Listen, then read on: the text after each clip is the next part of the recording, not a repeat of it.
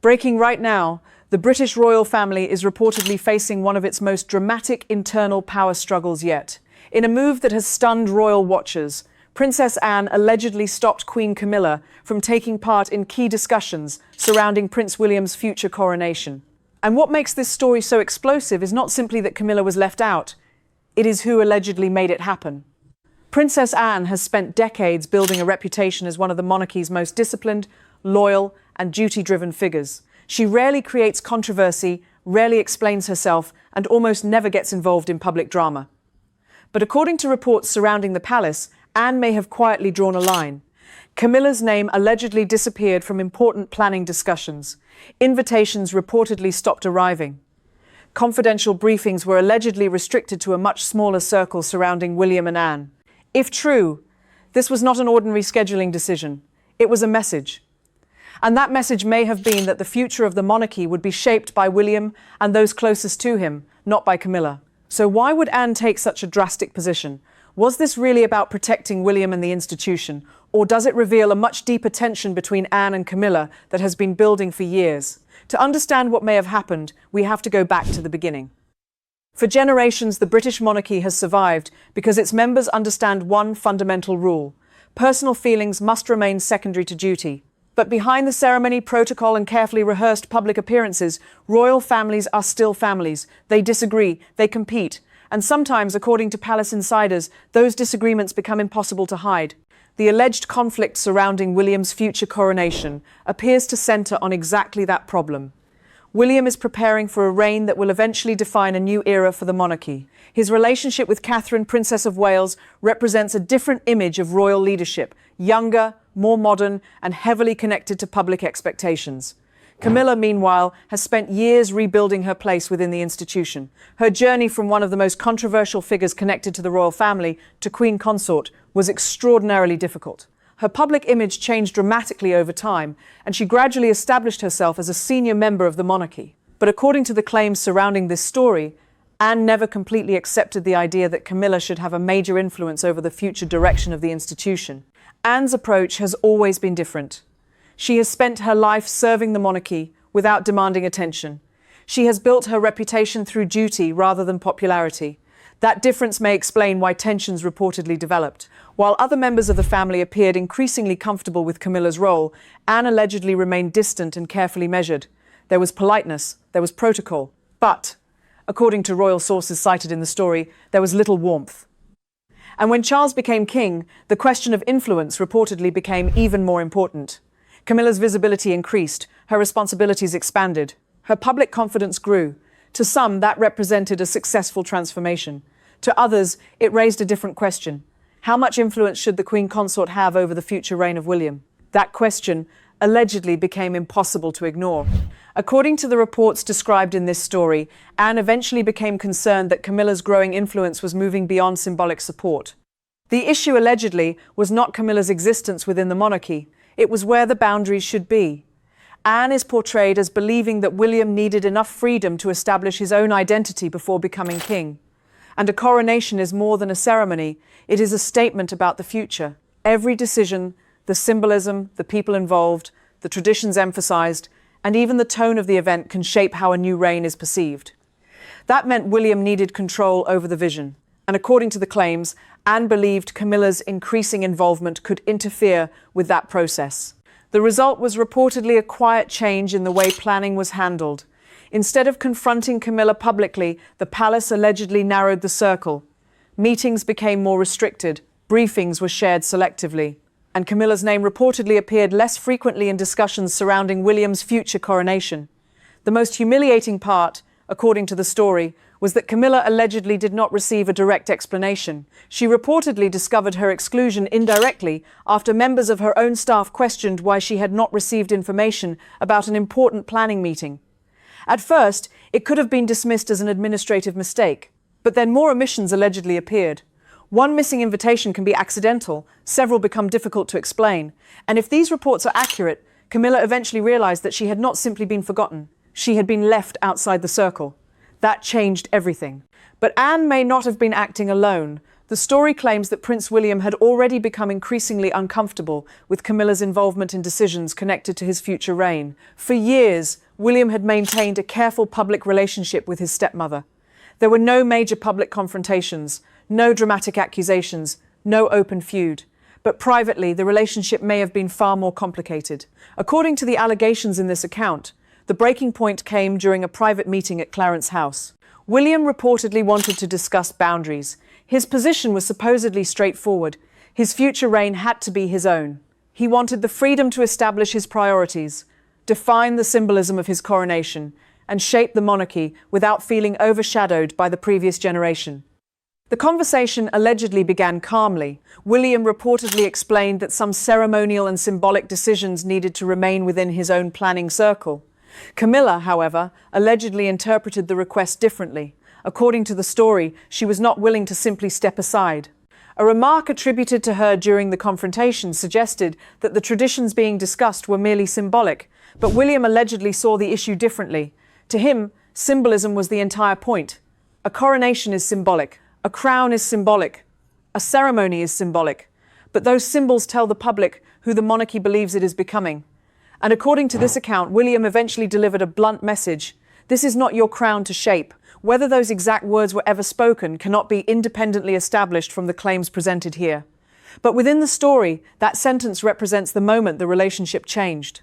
William allegedly left the meeting convinced that the boundaries had to become clearer, and the next person he reportedly turned to was Princess Anne. The timing of William's conversation with Anne is presented as significant. According to the story, William explained what had happened.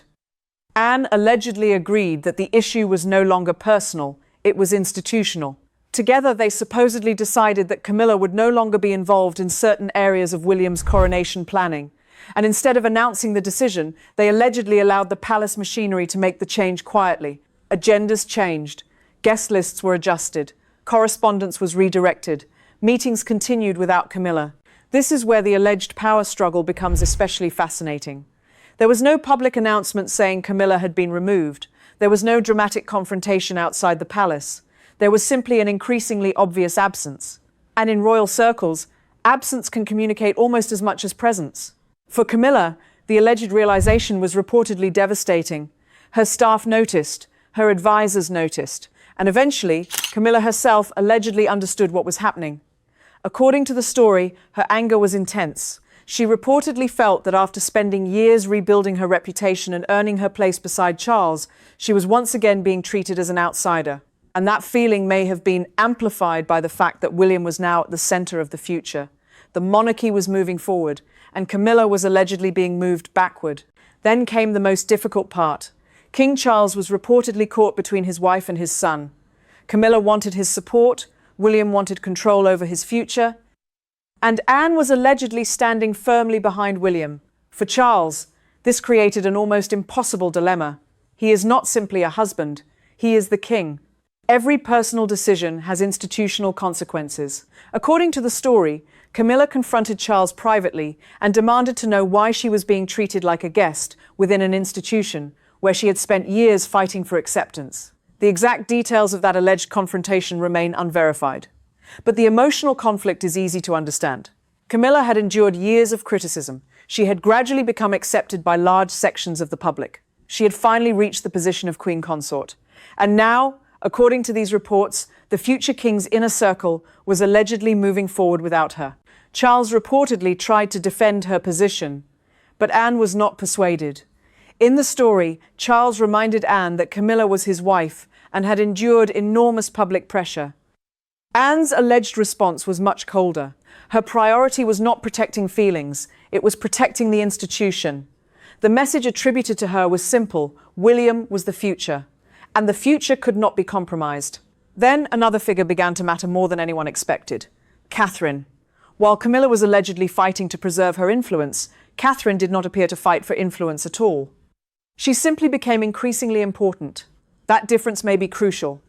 Catherine's role beside William has developed gradually over many years. She understands his public image, his priorities, and the expectations surrounding the next generation.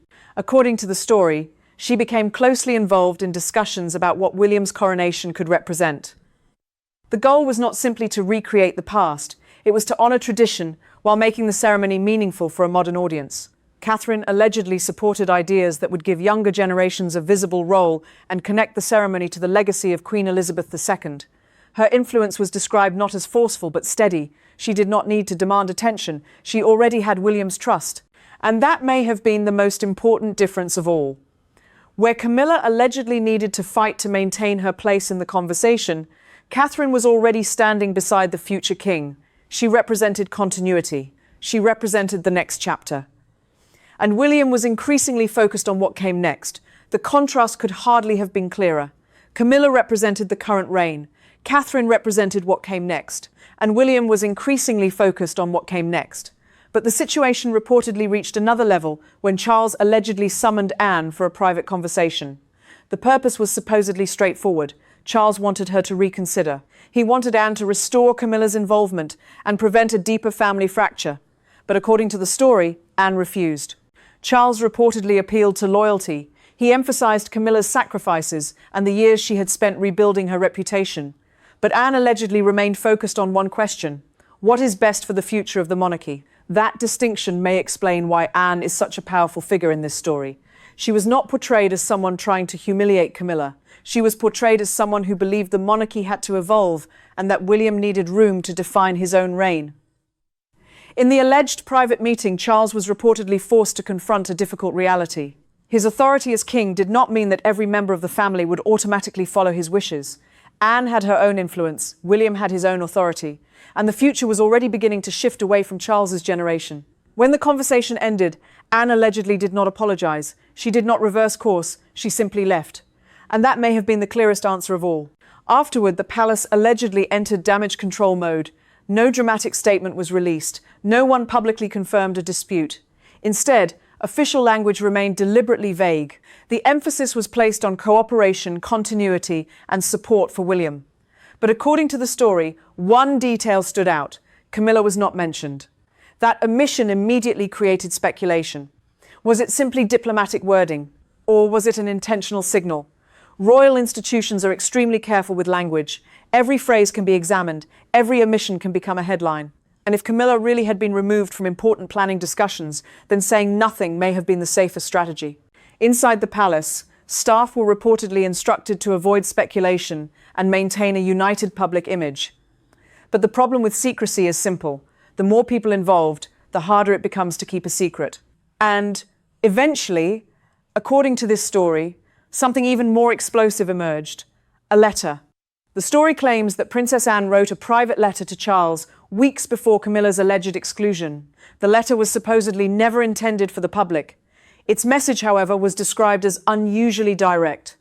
Anne allegedly warned that the monarchy could lose its purpose if personal relationships became more important than duty. She reportedly expressed concern about appearances, public trust, and the danger of allowing the institution to become more focused on personalities than responsibility.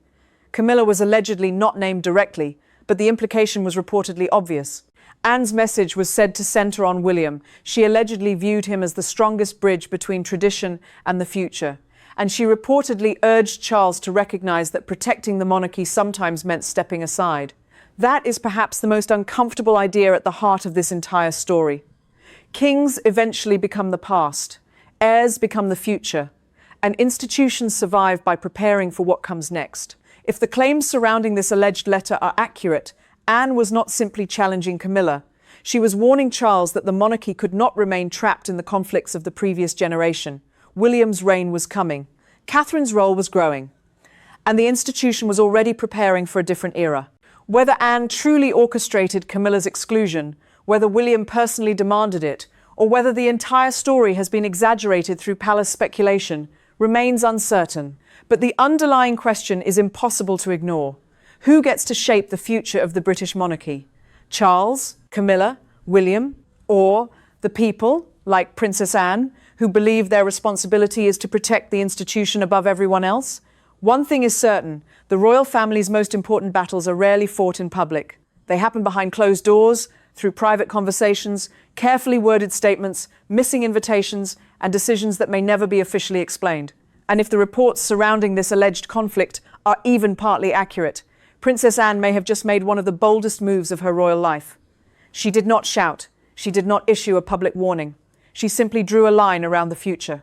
And on the other side of that line stood Camilla. So what do you think? Was Princess Anne protecting William and the future of the monarchy, or did she go too far by pushing Camilla away? Let us know your thoughts in the comments, and if you want to follow the latest royal developments, make sure to subscribe.